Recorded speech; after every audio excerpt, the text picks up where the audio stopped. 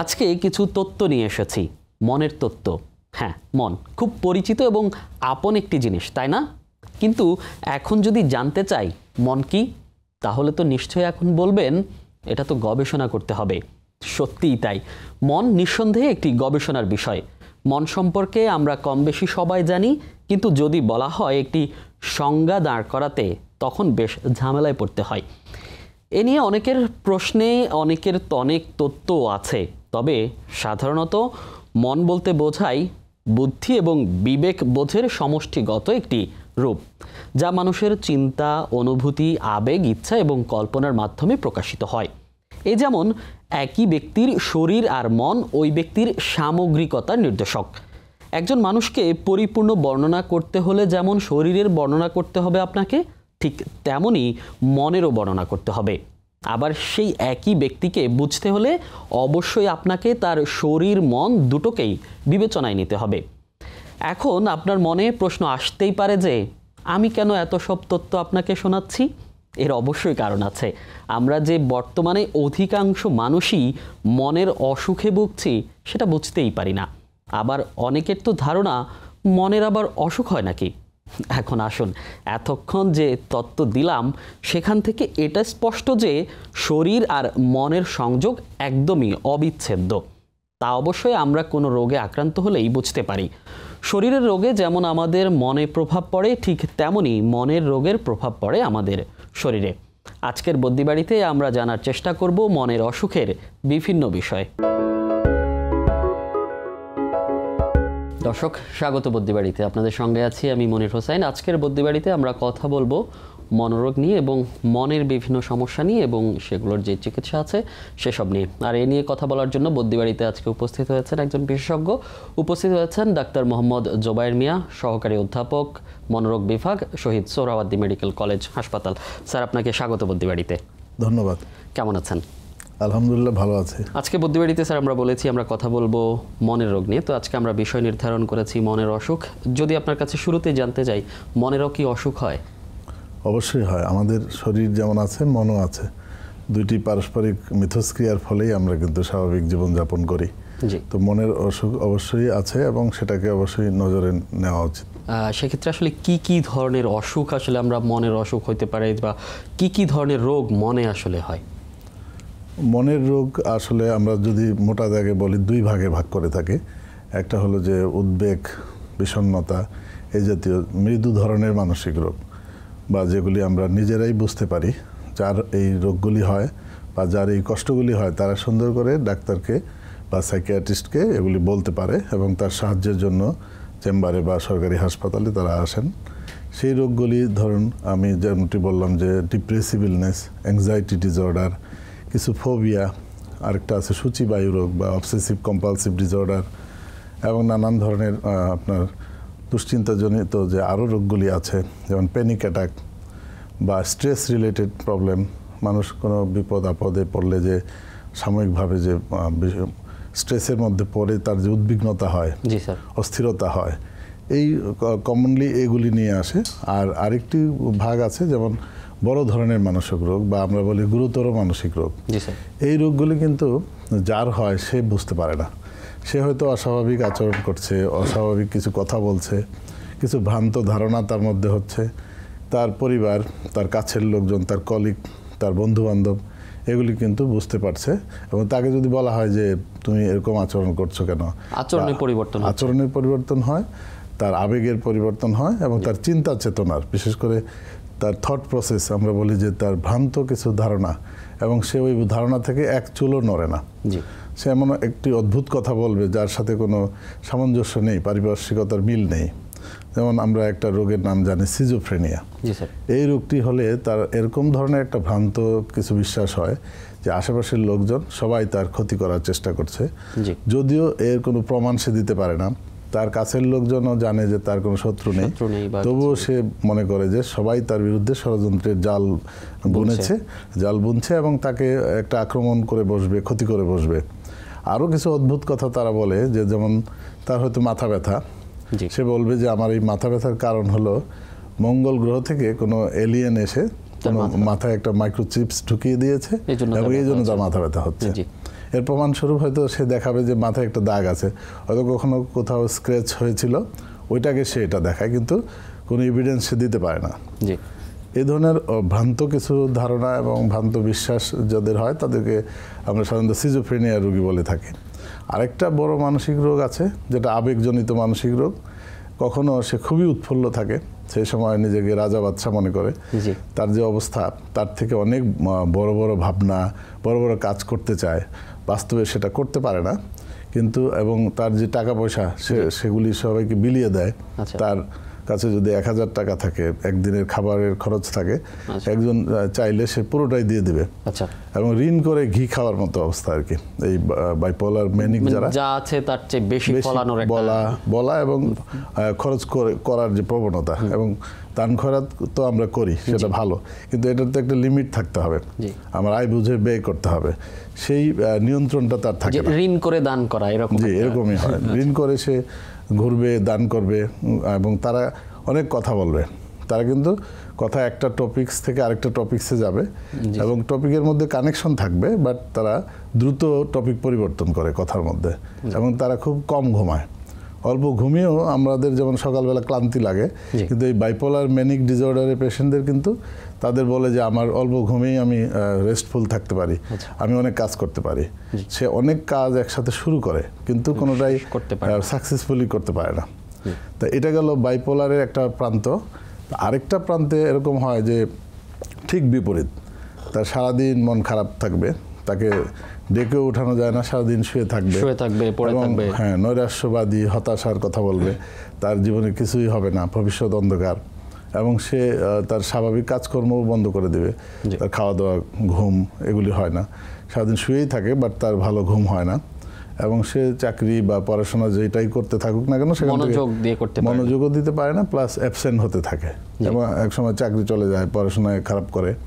তো এই যে মনের অবস্থা, এবং এগুলি ভাবতে ভাবতে এটার যে চূড়ান্ত পরিণতি, যে নিজেকে শেষ করে দেওয়ার ইচ্ছা বা আত্মহত্যার ইচ্ছা, এবং অনেক সময় আনফর্চুনেটলি অনেকে আত্মহত্যা করেও বসে, এটা আমরা বলি বাইপোলার ডিপ্রেশন যে হয়। তো এই দুটাই মানসিক বড় রোগ আমরা রোগীদের পেয়ে থাকি। তার সাথেও আরও কিছু আছে, বিভিন্ন ধরনের সন্দেহমূলক সাইকোসিস বলি, স্ত্রীকে সন্দেহ করা অকারণে, বা স্বামী তার স্ত্রীকে সন্দেহ করবে, স্ত্রী তার স্বামীকে সন্দেহ করবে, যার কোনো গ্রাউন্ড খুঁজে পাওয়া যায় না।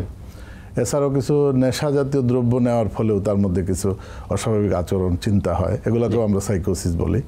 তো এই বিশেষ করে দুই ধরনের মানসিক রোগী আমাদের কাছে আসে। এই মানসিক রোগের কথা বলছেন যে এগুলো আসলে কেন হয়ে থাকে একজন মানুষের?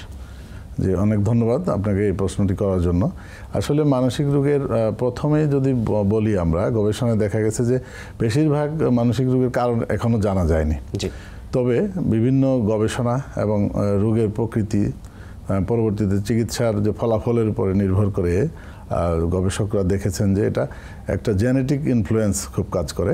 যেমন কারো পূর্ববর্তী বংশধরদের যদি এই রোগটা থাকে, তাহলে পরবর্তী বংশধরদের হওয়ার সম্ভাবনা অনেক বেশি। যেমন ধরুন সিজোফ্রেনিয়ার কথাই, এটি যদি একজন প্যারেন্টসের হয়, অর্থাৎ বাবা বা মায়ের হয়, তাহলে কিন্তু তার পরবর্তী সন্তানের 10% হওয়ার সম্ভাবনা থাকে। আবার যদি দুইজন প্যারেন্টসের এই রোগ হয়, যেমন বাবা মা দুইজনই সিজোফ্রেনিয়া আক্রান্ত, তো সেই ক্ষেত্রে তার সন্তানদের কিন্তু 40% হওয়ার সম্ভাবনা, অর্থাৎ সম্ভাবনাটা বেড়ে যায়। তো এরকম জেনেটিক ইনফ্লুয়েন্স কাজ করে। আরেকটা আছে যে বায়োকেমিক্যাল, অর্থাৎ ব্রেনে যে আমাদের কিছু জৈব রাসায়নিক উপাদান আছে, আমরা বলি নিউরো ট্রান্সমিটার, এইগুলির কিছু আধিক্য হলে, যেমন ডোপামিন একটা নিউরো ট্রান্সমিটার, এটা যদি বেড়ে যায় তাহলে সাইকোসিস এবং সিজোফ্রেনিয়া, মেনিয়া এগুলি হয়। জি স্যার, মানসিক রোগের প্রবণতার কথা যদি বলতে চাই, যে আপনি রাজধানীর একটি গুরুত্বপূর্ণ হাসপাতালে বসছেন এবং সেখানে অসংখ্য রোগী দেখছেন, আপনাদের কাছে প্রতিদিনই নানা মানসিক সমস্যা নিয়ে আসছে, এই প্রবণতাটা আসলে কাদের মধ্যে বেশি দেখতে পাচ্ছেন? আমরা সব ধরনের মানসিক রোগের কথা যদি বিবেচনা করি, যেমন গুরুতর এবং মৃদু ধরনের, এদের মধ্যে কিন্তু আমাদের ইয়াং অ্যাডাল্টদেরই সম্ভাবনা খুব বেশি। ধরুন টিনেজ থেকে শুরু করে 30-40 এর মধ্যেই মানসিক রোগের প্রাদুর্ভাব শুরু হয়ে যায়। তবে কিছু কিছু মানসিক রোগ, যেমন ডিপ্রেশন, তারপর বাইপোলার ডিসঅর্ডার, এগুলো লেট স্টেজেও হতে পারে, বা কোনো ধরনের শারীরিক রোগ, যেমন ধরুন দীর্ঘমেয়াদী রোগ, যেমন ডায়াবেটিস, তারপর হার্ট ডিজিজ, ক্যান্সার, এই ধরনের রোগীরা কিন্তু যে কোনো সময় যে কেউ এই রোগে আক্রান্ত হয়, তখন কিন্তু তাদের যে কোনো বয়সেই এই মানসিক রোগে আক্রান্ত হতে পারে।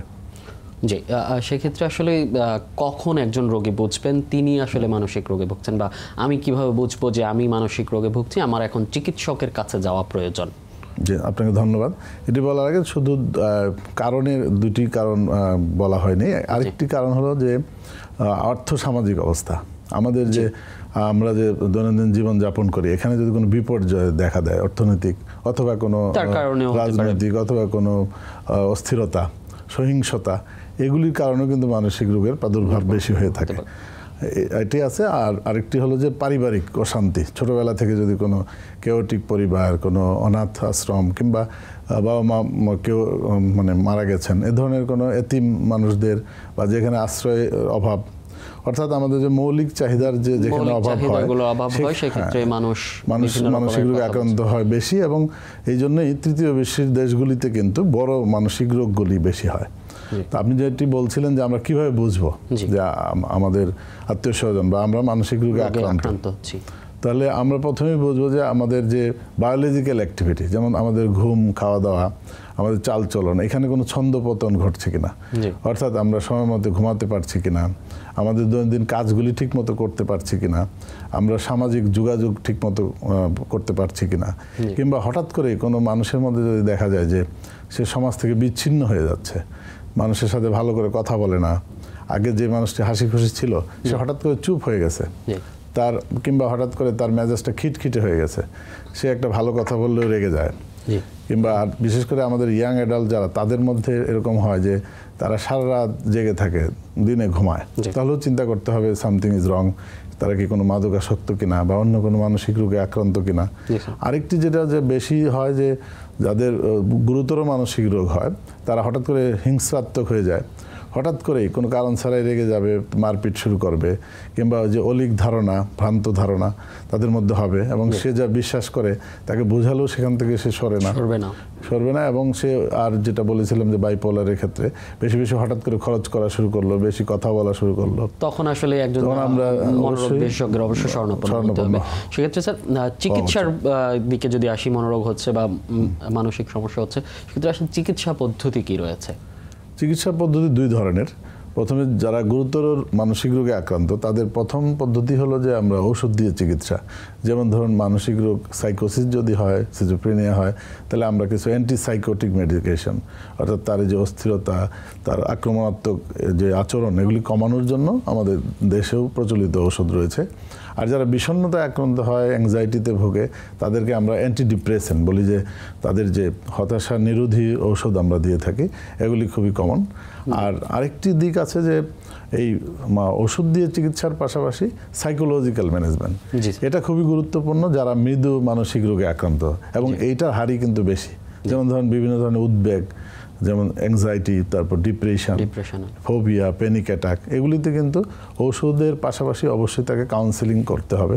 এবং এক একটা রোগের ক্ষেত্রে এক এক ধরনের বিহেভিয়ার থেরাপি আমরা বলি, কগনিটিভ বিহেভিয়ার থেরাপি, এবং এটাকে আমরা এক বাক্যে সাইকোথেরাপি বলে থাকি। এটা আসলে টকিং মেডিসিন টাইপ, আমরা কথা শুনবো, ওষুধ প্রেসক্রাইব করবো না, রোগীকে একটা নির্দিষ্ট সময় আসতে বলবো, সপ্তাহে একটা বা দুইটা সেশন, তার কষ্টের কথাগুলি আমরা শুনবো, শুনে তার মধ্যে যে পজিটিভ দিকগুলি আছে এইগুলি তাকে চোখে আঙ্গুল দিয়ে দেখিয়ে দেওয়া, এবং তার যে সাকসেস হওয়ার সম্ভাবনা আছে এইটা তাকে বুঝিয়ে দেওয়া। তার যে ব্রেনে নেগেটিভ থটগুলি আসে, এটাকে রিস্ট্রাকচারিং আমরা বলি, অর্থাৎ সঠিক তার নেগেটিভ থটকে পজিটিভ দিকে ধাবিত করা, এই প্রয়াসটা। এটাতে এই যে শুধু চিকিৎসাই কি একমাত্র প্রতিকার, বা নাকি প্রতিকারের আরো কোনো মাধ্যম আছে বা আরো কোনো উপায় আছে? জি, রোগ হলে তো আমরা চিকিৎসা করব, কিন্তু রোগ যেন না হয় তার জন্য আমরা প্রতিরোধমূলক ব্যবস্থা নিব অবশ্যই। তো আমরা জানি prevention is better then cure. তো সেই ক্ষেত্রে আমরা যেটা করি যে আপনি মানসিক স্বাস্থ্য ভালো রাখার জন্য আপনার বেসিক কিছু কাজ আমাদের করতে হবে। যেমন আপনার মনের যত্ন নিতে হবে। আপনি যতই ব্যস্ত থাকুন, আপনি পরিশ্রম করেন, আপনি পরিবারকে দেখাশোনা করেন, আর্ন করেন, কিন্তু আপনার যে শরীরের সাথে মনের যত্ন সেটা নিতে হবে। কীভাবে নিব আমরা? আমরা একান্তে কিছু সময় কাটাবো আমাদের ভালো লাগার যে জিনিসগুলি আছে এগুলিকে মূল্যায়ন করব। কেউ গান শুনতে পছন্দ করে, আমরা অবসরে গান শুনবো। কেউ খেলাধুলা করতে পছন্দ করে, কেউ সাংস্কৃতিক বিষয়ে সাংস্কৃতিক অনুষ্ঠান উপভোগ করতে পছন্দ করে, কেউ একাকী হাঁটতে পছন্দ করে, কিংবা কেউ সামর্থ্য অনুযায়ী বেড়াতে পছন্দ করে, কিংবা কেউ বন্ধুবান্ধব পুরনো বন্ধুবান্ধবদের সাথে গল্প করে আড্ডা দিতে পছন্দ করে। এই যে আপনার যে ভালো লাগা, যেটি হলো আমরা বলি যে নির্মল আনন্দ, যেখানে নিজেকে সময় দিতে হবে, সময় দেওয়া, প্লাস হলো আপনার ক্ষতি না করে, অন্যের ক্ষতি না করে আপনি যে আনন্দ উপভোগটা করবেন অবশ্যই সেটাতেও মন ভালো থাকবে। আর বেসিক্যালি শরীরের সাথে মনের কানেকশন আছে যেহেতু, সেহেতু আপনার শরীরটাকেও সুস্থ রাখতে হবে। আপনি সময় মতো ঘুমাবেন, সময় মতো খাবার খাবেন, এবং খাবার অবশ্যই সুষম খাবার হতে হবে, তাহলেই কিন্তু মন ভালো থাকবে। সেই ক্ষেত্রে পরিবারের আসলে ভূমিকা কতটুকু এই মনোরোগ প্রতিরোধে? যে পরিবারের ভূমিকা অনেক, কারণ ছোটবেলা থেকেই তার শিশুটিকে মানে আত্মনির্ভরশীল করে গড়ে তোলার ক্ষেত্রে পরিবারের ভূমিকা অনেক। তাদেরকে দেখতে হবে যে শিশু তার মা বাবার প্রতি বেশি নির্ভরশীল হয়ে যাচ্ছে কিনা, এটা খেয়াল করতে হবে। তাকে সাহস যোগাতে হবে, তাকে স্কুলে দিয়ে আসতে হবে, ছেড়ে আসতে হবে, এবং তার যে খেলাধুলা বিনোদনের ব্যবস্থা করতে হবে, এবং তারও যে মন আছে এটা বুঝতে হবে, সে কেন রাগ করলো সেটা ঠান্ডা মাথায় তার কাছে শুনতে হবে। যদি বাচ্চা রাগ করলেই তার প্রতি আমরা আরও রূঢ় আচরণ করি, বা তার কথার মূল্যায়ন না করি, তার যে পছন্দ অপছন্দটাকে মূল্যায়ন না করি, তাহলে কিন্তু একটা গ্যাপ তৈরি হয়ে যাবে, এবং বাবা মার প্রতি একটা নেতিবাচক ধারণা তৈরি হবে। তা আমরা মনে করবো শিশুদের, বড়দের মতে শিশুদেরও স্বাস্থ্যের যত্ন নিতে হবে, শিশুদের মনের বিকাশ যেন ঘটে সেরকম পরিবেশ তাকে দিতে হবে। আবার এই বিষয়ে আরেকটা আছে যে শিশুদের বা সন্তানদের উপরে চাপিয়ে দেয়া, যে অভিভাবকের সিদ্ধান্তটা চাপিয়ে দেয়া, এটা কতটুকু প্রভাব ফেলে? না, এটা মোটেও ঠিক না। এখন যেহেতু ইন্টারনেটের যুগ, শিশুরাও তো আর এখন ইনফরমেশনের বাইরে নয়, তারা জানে যে কোনটা ভালো কোনটা মন্দ। যে তবে তাদের মধ্যে যেন এডিকশন না হয়, আমরা বলি যে শুধু নেশায় এডিকশন না, বিহেভিয়ার এডিকশন, যেমন ইন্টারনেট, টেলিভিশন, গ্যাজেট, এগুলির প্রতি একটা মাত্রার অতিরিক্ত যেন ব্যবহার না করে সেদিকে খেয়াল রাখতে হবে, এবং তাদেরকে অবশ্যই তার কাছে শুনতে হবে এবং তাকে অবজার্ভ করতে হবে। মূল কথা হলো, আমরা যদি সারাটা দিনের একটা সময় বাচ্চার দিকে খেয়াল করি যে ওর কোন দিকে ঝোঁক আছে, সেই ঝোঁকটার আমরা বুঝে নিয়ে যদি সেই লাইনে তাকে পড়াশোনায় উৎসাহিত করি, তাহলে কিন্তু চাপিয়ে দেওয়ার ব্যাপারটা আসবে না। আমরা অবশ্যই তাহলে এই তার লেখাপড়া এবং ভবিষ্যৎ কর্মপরিকল্পনা তার সাথে বসে তাকে অবজার্ভ করে, এবং সে যখন আস্তে আস্তে বড় হবে, যখন অ্যাডোলেসেন্ট হবে, তখন কিন্তু অনেক কিছু বুঝতে শিখে, যখন হাই স্কুলে পড়বে, এই সময়টাকে সময় দিয়ে বুঝিয়ে এবং তার সাথে একটা সমঝোতায় যে তুমি কি করতে চাও, ওইটার পজিটিভ নেগেটিভ কি দিক আছে, তার সিদ্ধান্তেরও প্রাধান্য দিয়ে এবং যেটা তার জন্য ভালো হয় সেই সিদ্ধান্তটা নেওয়া পরিবারের একান্ত কাজ হবে। স্যার, আমরা একদম প্রোগ্রামের শেষ পর্যায়ে চলে এসেছি। এখন আপনার যে দর্শকরা আপনাকে দেখছেন, তাদের জন্য আসলে আপনি কি বলবেন ছোট্ট করে? আপনাকে অনেক ধন্যবাদ। আসলে আমাদের তৃতীয় বিশ্বের দেশগুলিতে শরীরকে আমরা যতটা গুরুত্ব দেই, মনকে কিন্তু গুরুত্ব দিই না। তো আমরা জানি যে আমাদের শরীরের রোগ হলে কিন্তু মনের উপরও প্রভাব পড়ে, এবং মনের রোগ হলে সেটাও আবার শরীরের উপর প্রভাব পড়ে। তো সেই ক্ষেত্রে আমরা আমাদের মনের যত্ন নিব, শরীরের পাশাপাশি আমরা মন ভালো রাখার যে আমাদের পছন্দের বিষয় জিনিসগুলি, যেটা দিয়ে আমরা নির্মল আনন্দ পাই, যেটাতেই আনন্দ পাই সেটাতে আমরা কিছু সময় ব্যয় করব, নিজেকে সময় দিব, পরিবারকে সময় দিব, এবং দেশের জন্য কিছু করব। ধন্যবাদ সবাইকে। ধন্যবাদ স্যার আপনাকে বদ্যিবাড়িতে সময় দেওয়ার জন্য। প্রিয় দর্শক, আজকের বদ্যিবাড়িতে আমরা কথা বলেছি মনোরোগ নিয়ে, কথা বলেছি মনোরোগের চিকিৎসা এবং প্রতিকার নিয়ে। অর্থাৎ নিজেকে সময় দিন এবং মানসিক রোগ থেকে মুক্ত থাকুন। পরবর্তীতে দেখা হবে অন্য কোনো বিষয় নিয়ে, অন্য কোনো অতিথি নিয়ে। ততক্ষণ ভালো থাকুন, সুস্থ থাকুন, আর সঙ্গে থাকুন সময়ের।